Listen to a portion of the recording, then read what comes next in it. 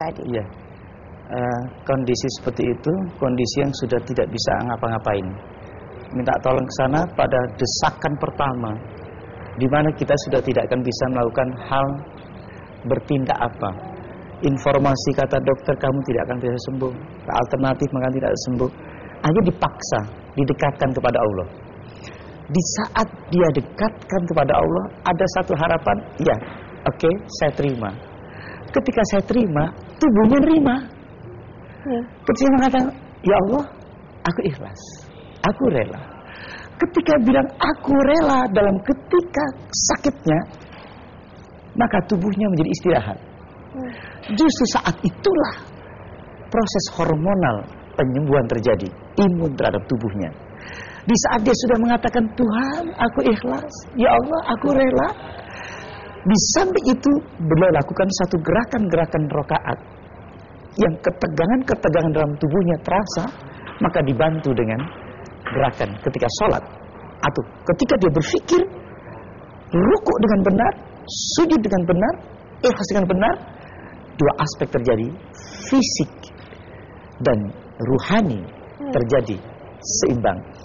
Di saat itulah kesembuhan terjadi, memproses secara psikoneuroimunologi. Kekuatan jiwa, kekuatan ruhani, kekuatan hati ternyata sangat menyembuhkan. Contoh, kalau kita menggunakan satu pengetahuan bahwa ketika kita sakit dalam kondisi yang sangat panas, ketika kita menolak panas itu, maka tubuh kita akan berontak. Betul, makin terasa panas. Makin terasa panas. Iya. Contoh orang yang berendam di air panas. Betul. Kalau kita menerima ini panas untuk tubuhnya agar terbuka pori-porinya, maka kita kan masuk ke dalam tempat panas itu, maka kita akan merasakan nyaman. Relax. Tetapi kalau kita menolak, kita akan loncat ke panas dan kita akan lari. Itulah otak manusia. Makanya mengapa di dalam gerakan-gerakan sholat harus gerakan-gerakan harmoni. Ketika takbir harus digerakkan dengan takbir dan dia harus diikuti antara hati, otak kita, tubuh kita harus harmoni. Sehingga ketenangan terjadi, maka berpengaruh. Ya. Ketika berwudu juga sama. Gerakan berwudu hanya mengusapkan tangan saja. Ketika tangan kita mengusapkan dengan sayang, berbeda dengan kita gosok-gosok, tidak senang, maka pengaruhnya ada. Ketika engkau usapkan betul ke wajah kita dengan pelan tenang, maka akan berpengaruh respon tubuh kita dan otak kita. Maka neurotransmitter di otak kita, dia akan merespon dengan baik. Maka otak akan merasakan ketenangan yang sangat luar biasa. Ya.